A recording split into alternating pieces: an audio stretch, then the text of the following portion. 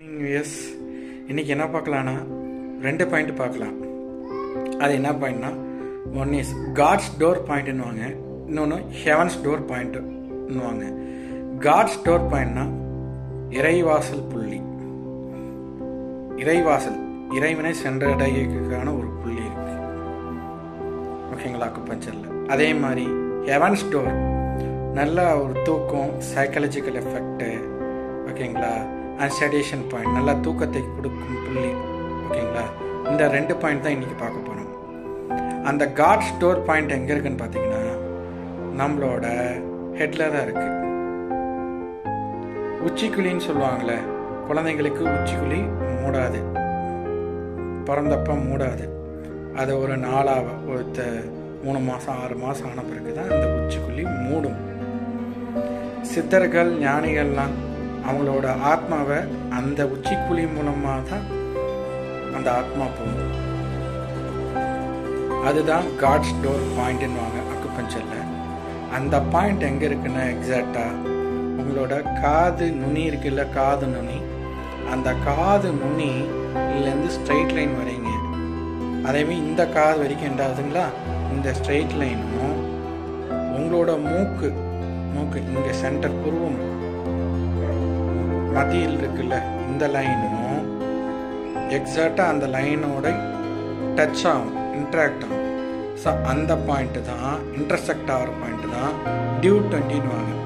இந்த due 20ங்கிற point அக்குபஞ்சரில் sedation எஃபெக்டும் கொடுக்கும், psychological எஃபெக்டும். இது என்னோட மோஸ்ட் ஃபேவரேட் பாயிண்ட் அப்படின்னே சொல்லலாம். இந்த பாயிண்டில் நீடிலிங்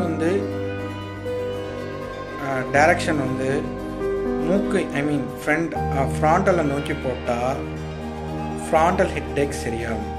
அதே நீடிலிங் டெம்பரல் ஹெட்டேக் நோக்கி போட்டால் டெம்பரல் ஹெட்டேக் சரியாகும். அதே நீடிலிங் ஆக்டிபிட்டல் சைடு போட்டோம்னா ஆக்டிபிட்டல் ஹெட்டேக் சரியாகும். So based on the direction பொறுத்து அதுக்கான ஹியூ இருக்கும், சரிங்களா.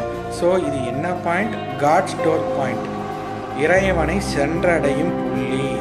ஸோ இது ஏன்னா உச்சிக்குழி பிறந்த குழந்தைகளுக்கு திறந்துருக்கும்.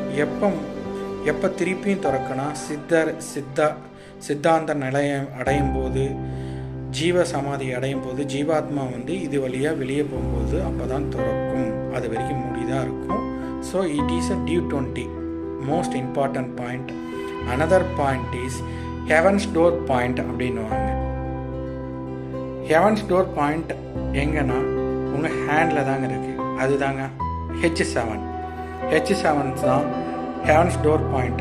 உங்கள் கை மணிக்கட்டு இருக்குல்ல, கை மணிக்கட்டில் கரெக்டாக உங்களோட அந்த க்ரீஸில் தான் உங்கள் சுண்டி விரலும் உங்களோட மோதிர விரலும் இணையும் போது அந்த நேர்பட்ட கோடு அந்த இன்டர்செக்டில் ஜாயின் ஆகும்.